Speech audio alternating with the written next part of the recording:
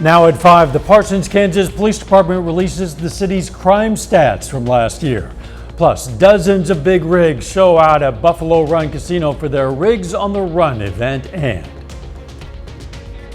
big tech companies have pledged to safeguard against risks posed by artificial intelligence. I'm Natalie Brand with the commitments the president says the companies have made. The 4 states' most watched news starts now. Police in Parsons, Kansas have released their annual crime statistics. This is KOAM News at 5. I'm Dow Quick. The department says the city's overall per capita crime rate climbed slightly last year, but it's been trending downward over the past 20 years. The information is part of the city's newly released 2022 annual crime report. Statistics compiled in that report show Parsons saw a slight decline in violent crimes such as homicides, aggravated assaults, and robberies in 2022 compared to 2021. But over the same time period, the report shows a small uptick in property-related offenses, including burglaries, thefts, vandalism. Parsons police made 804 arrests in 2022. That's a 17% increase over the year before. You can find a link to the complete crime report at KOAMnewsnow.com. 1 woman and 3 children are dead after an hours-long standoff in Verdigris, Oklahoma. Police say there was an armed subject in a home in Verdigris. They say the standoff started around 5 p.m. yesterday, was active for more than 2 hours. According to authorities, this wasn't the first time they've had issues with the armed subject.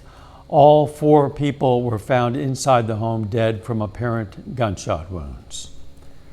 Considerably cooler out there today. Let's check in with Chief Meteorologist Doug Heddy. Yeah, it's felt fantastic today. Of course, we had some showers. We had some thunderstorms during the morning hours, and then the sun has popped out now, and temperatures warmed up a bit, but it's been great compared to what we've seen all week. You can see the cumulus clouds pushing through the rain, heading away from us, so we're going to stay dry as we go through the evening hours. But look at these temperatures, upper 70s to lower 80s across the region. We're going to see very nice conditions as we go through the overnight hours tonight. In Joplin, you can see sitting at 82, northerly winds at about 10 miles per hour. Through the evening hours, slide back through the 70s into the 60s. Of course, we're going to look at the weekend, and of course, we're going to heat back up, all coming up here in just a bit. Of course, indeed. Thanks, Doug. Miami, Oklahoma is hosting the first edition of the Route 66 Rigs at the Run. Besides putting together a show with more than 50 trucks in the Buffalo Run Casino parking lot, the event also wants to bring awareness of autism. The Miami raised in the event will go to Ottawa County Family Connections Foundation, a nonprofit supports kids with autism and their families. The goal is to build a center for the foundation with the funds raised in this and other events. We want to bring awareness, we want to bring education. A lot of people don't know very much about special needs, and we want to bring in funds for that. I think truckers get a bad name sometimes, that everybody thinks truckers are bad or something, but you can see the kindness in these guys' hearts for these children in our community that they're going to give back to.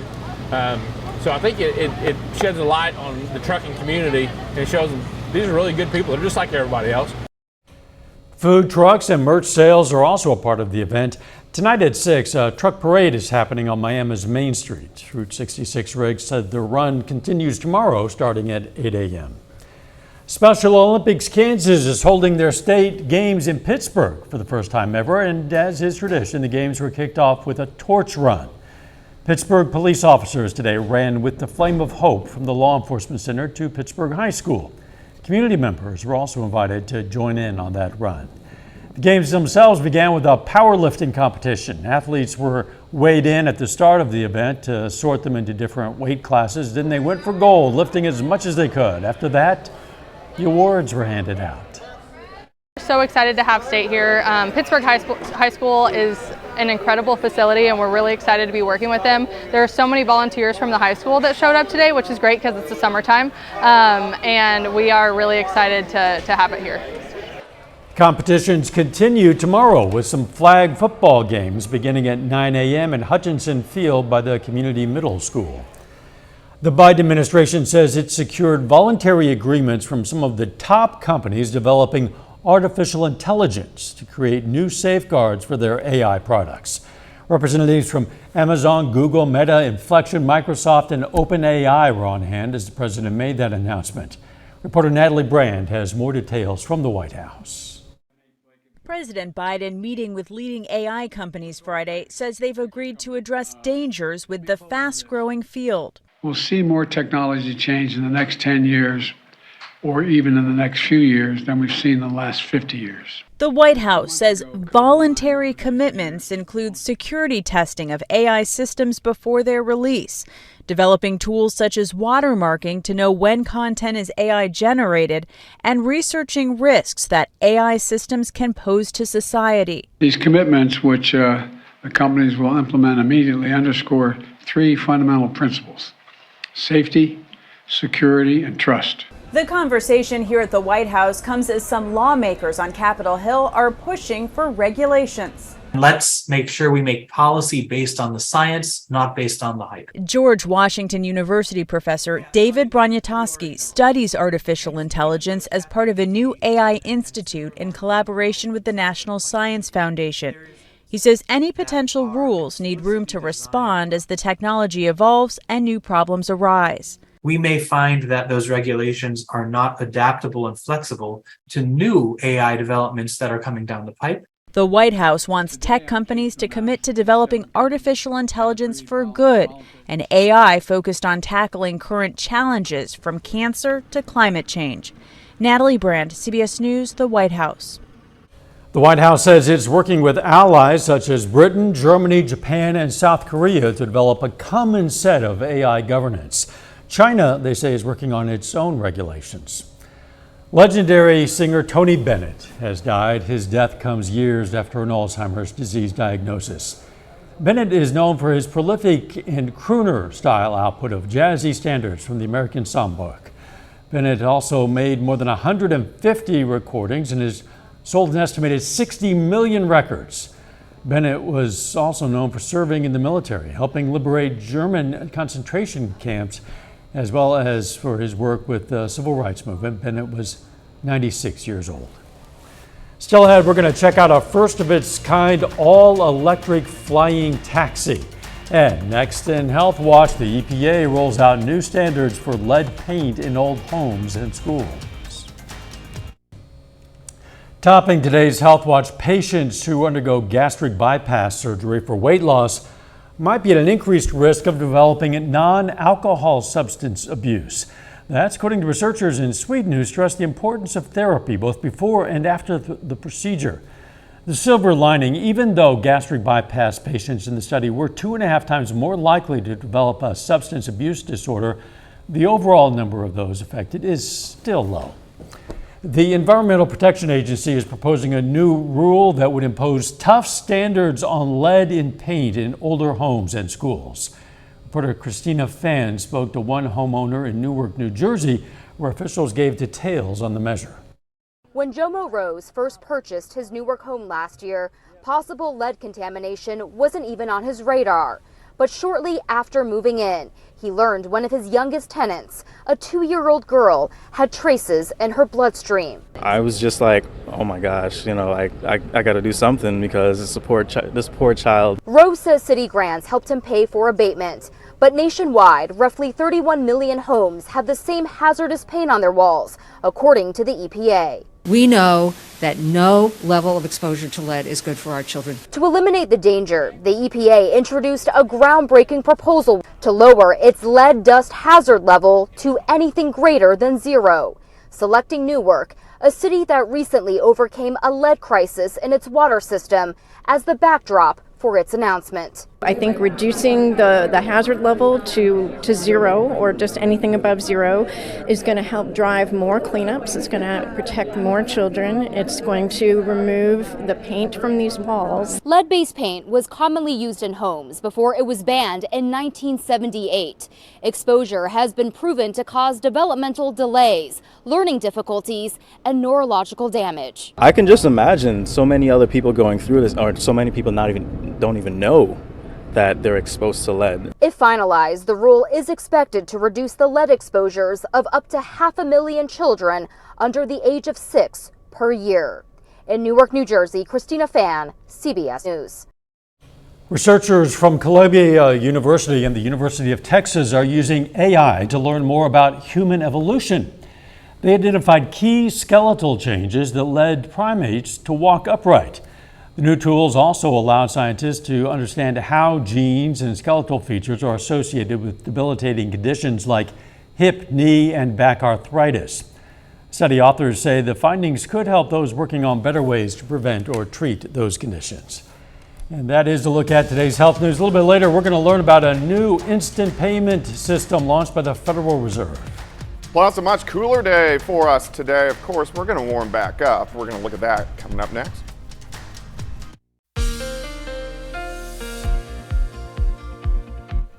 Well, of course, a much better day for us today. We had some showers and thunderstorms, especially in our southern counties during the morning hours. A lot of clouds. Now we're getting some sunshine. Nice shot, indigo sky, casino and resort, of course. You can see those puffy cumulus clouds, which have been popping up across the region. All right, for the month, we're at 1.27 inches. Not bad for the summer, but we're still 10 inches behind. The new drought tracker has come out, and southeastern Kansas overall has improved, but we're still in a very bad drought. So you can see an extreme drought in our northern counties and then an exceptional drought once you get out across our far western counties. Pittsburgh, Joplin, a severe drought, and then even in our southern counties, it's at least dry. So the entire area needs to get rain. But look at this last night. Northern counties, nothing.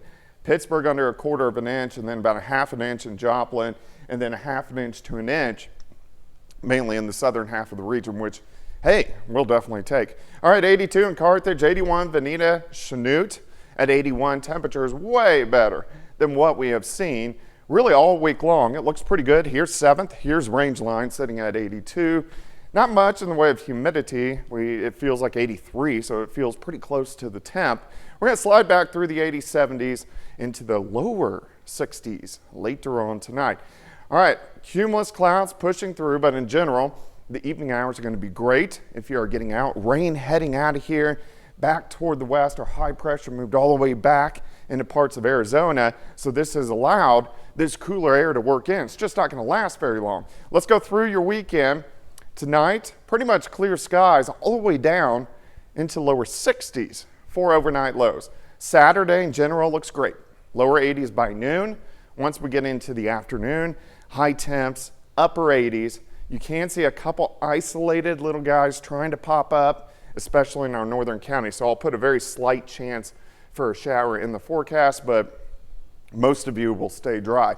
Mid 60s Sunday morning as we go into Sunday afternoon. Also looking pretty good, but we are going to heat up a little bit more as we go into low to mid 90s for highs by the time we head into Sunday. Here's your weekend. 89 tomorrow, 95 Sunday. A little warmer tomorrow. Isolated thunderstorm in the evening. 90s return by the time Sunday rolls around, but then it gets worse. Look at this. So by Monday, upper 90s to near 100 degrees. Could get some pop-up storms next week, but by Tuesday, we go into lower triple digits. A few showers in here Wednesday, back into the triple digits, and we do this all week long. So make sure you enjoy the cooler temperatures that we are seeing outside right now. 89 tomorrow, 95 on Sunday, near 100 on Monday, 99 degrees, and then a never-ending stretch moving in the rest of the week all the way through next weekend of triple-digit heat. Yeah, never ending on that graphic. We'll see about the next graphic. Yep. Thanks, Doug. More than 2,000 firefighters working for U.S. federal agencies have deployed to Canada to help battle the country's worst fire season on record. The U.S. crews have been working in rotation since May, including hotshots and smoke jumpers, specialized teams who parachute from aircraft to access difficult spots. Dilip Boba of Reddings, California, recently returned from 14 days on the front lines. It's good for us to go up there. The ground's a little different and you fight fire a little differently, but we all learn fast and it's good to be able to help out your neighbors. The National Interagency Fire Center says right now more than 560 U.S. firefighters are helping the Canadians The historic fires have burned through at least 27 million acres. That's roughly the size of the state of Tennessee. Hundreds of fires are still labeled out of control and sending smoke and unhealthy air to large swaths of our nation. Coming up, how a German company promises to revolutionize commuting with all its electric flying taxis. Topping today's Consumer Watch, the Federal Reserve is building a new instant payment system to help people and companies receive their money faster. It's called the Fed Now service. It's designed to make safe, real-time payments more widely available. The system eliminates waiting periods for payments to clear, allowing people or businesses to access paychecks or other payments instantly. It also operates around the clock, 24/7, which would bypass limitations like business hours and bank holidays. Amazon is bringing its Pay by Palm technology to Whole Food stores. The company announced its Amazon One Palm recognition system will soon be in more than 500 Whole Food stores by the end of the year. Amazon rolled out the technology in 2020 and it's currently available in more than 200 Whole Food stores nationwide. Panera Bread, Hudson Airport stores, and sports stadiums also offer that technology. The race to develop a flying taxi is a high-stakes competition. However, a German company says its all-electric version will not just help commuters, but the environment as well. Reporter Ian Lee has more. German company Lilium says the sky's the limit with their experimental jet, billed as the first of its kind, lifting off vertically as it took to the skies in Spain this week. It's a completely battery-powered, fully electric, vertical takeoff and landing jet airplane. The electric taxi can carry up to 6 passengers and a pilot, and it's built to handle extreme heat while not contributing to a warming planet. These airplanes are meant to help avoid the climate change. This is why they are fully battery-powered. The company claims it'll provide quicker but still affordable regional trips, like New York to Philadelphia in around an hour, compared to a longer journey by car or train. Lilium is competing with rival startups to get the world's first flying taxi off the ground. Experts predict they could swarm our skies by the end of the decade, but it's really up to you. It really is linked to whether people want to use the products and services. If there's demand from people. With plans to go global next year, creators hope demand will be sky high. Ian Lee, CBS News. Company says it's already signed deals to bring flying taxis to a number of countries, including China, Italy, and Switzerland. AMC Theaters is ditching its plan to charge more money for better sightline seating. The nation's largest movie theater chain, which owns the theater in Pittsburgh, said the move is meant to keep prices competitive, noting that rivals had not followed their lead. AMC tested the plan in 3 locations and found virtually no change in low demand for front row seats despite that lower price. The company says it'll now pivot to testing spacious front row reclining seats in select theaters later this year. A final check of the forecast next.